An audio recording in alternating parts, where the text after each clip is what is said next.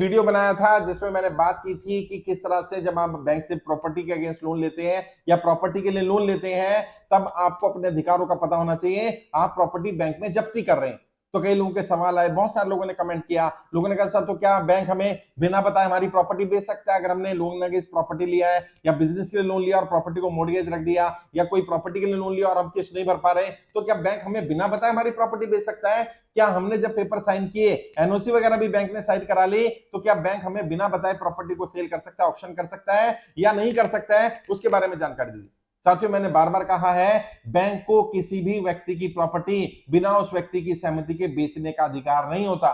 समस्या क्या आती है, बैंक से जब आप लोन लेते हैं, लोन अगेंस्ट प्रॉपर्टी लेते हैं, मॉर्गेज लोन लेते हैं, तो बहुत सारी एनबीएफसी कंपनियां, बहुत सारे प्राइवेट बैंक ये बदमाशी करते हैं कि उसी समय पर आपसे पेपर साइन करा लेते हैं एनओसी का, जबकि आपको देखना चाहिए कि उस समय पर एनओसी का पेपर साइन ना कराया जाए। जब ऑक्शन होगा, जब कभी आपका डिफॉल्ट कर जाएंगे, आपका लोन एनपीए होगा, 3 किस्तें नहीं जाएंगी, वो लंबा प्रोसेस है, तब अगर आपसे एनओसी मांगी जाए तो समझ में आता है। लेकिन बिना उस एनओसी के बैंक आपकी प्रॉपर्टी सेल नहीं कर सकता। अगर एनओसी नहीं है बैंक के पास, बैंक उसको सील नहीं कर पाएगा। प्रॉब्लम क्या आती है कि जब हम लोन लेते हैं उसी समय पर साइन कर देते हैं और उसमें लिख दिया जाता है कि क्योंकि बैंक में जब्ती है प्रॉपर्टी तो बैंक बेच देता है। लेकिन उसमें भी बैंक को आपको इन्फॉर्म करना पड़ेगा। जब आपकी पहली किस्त बाउंस होती है तो बैंक का नोटिस आना चाहिए, बैंक आपको इन्फॉर्म करेगा, करता ही है जनरली बैंक। उसके बाद अगर नहीं आता है तो सेकंड किस्त पर करेगा, थर्ड पर करेगा, फिर नहीं होता तो फिर आपका अकाउंट एनपीए होने वाला है। 13/2 का नोटिस आपको भेजा जाएगा, 60 दिन का समय लगेगा, और 13/2 के बाद आपको 30 दिन का समय मिलेगा 13/4 के नोटिस के लिए, फुल एंड फाइन सेटलमेंट के लिए। तब भी अगर आप नहीं करते हैं तो उसके बाद बैंक ऑक्शन के लिए निकालेगा। एक लंबा प्रोसेस है, लेकिन उसकी जानकारी बैंक को आपको देनी पड़ेगी। आपके घर के बाहर भी नोटिस चिपकाएगा बैंक, जो प्रॉपर्टी आपने लोन पर ली है उस प्रॉपर्टी के बाहर नोटिस भी चिपकाया जाएगा।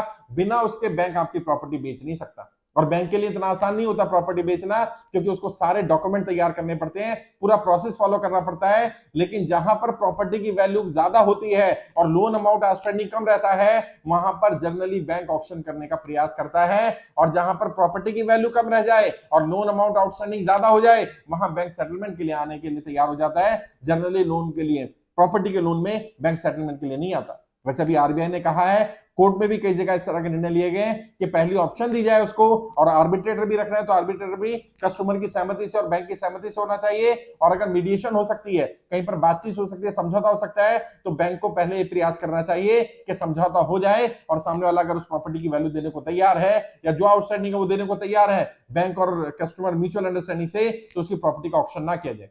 लेकिन बैंक बिना बताए किसी कस्टमर को किसी प्रॉपर्टी को सेल नहीं कर सकता, ऑक्शन नहीं कर सकता। अगर ई ऑक्शन भी करेगा तो कस्टमर को बताना पड़ेगा।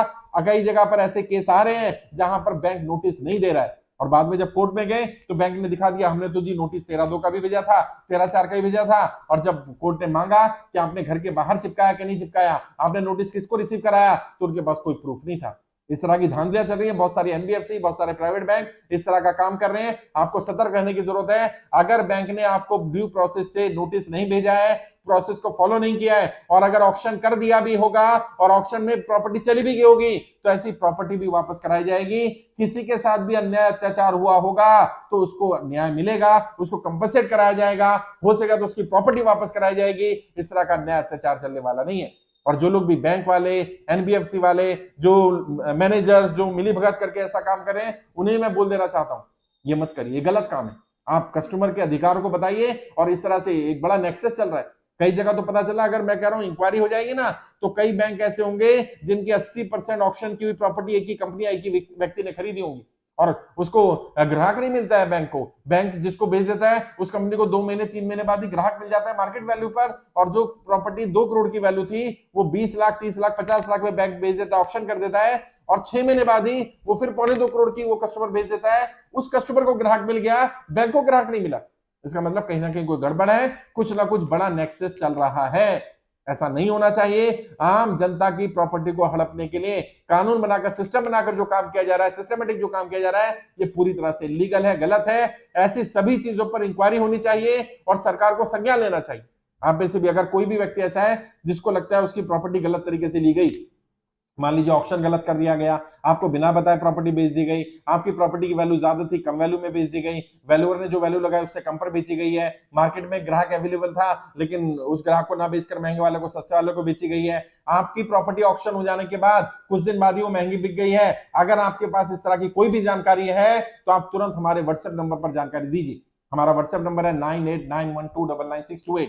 नंबर फिर बोल रहा हूं 9891299628। इस पर व्हाट्सएप करिए अपनी जानकारी और बताइए आपकी प्रॉपर्टी को कैसे ऑक्शन किया गया, बिना बताए कैसे ऑक्शन किया गया, एनओसी कैसे ली बैंक ने पहले साइन कराया था कि बाद में साइन कराया था, बैंक ने आपको जानकारी दी कि नहीं दी ऑक्शन की, सारी जानकारी। अगर कहीं भी आपको लग रहा है कुछ गड़बड़ हुई है, कुछ अन्याय हुआ है, कुछ अत्याचार हुआ है, गलत तरीके से आपकी प्रॉपर्टी को बेचा गया या हड़पा गया है, ऐसी सारी जानकारी हमें दीजिए। कर्ज मुक्त भारत अभियान की टीम आपकी मदद करेगी।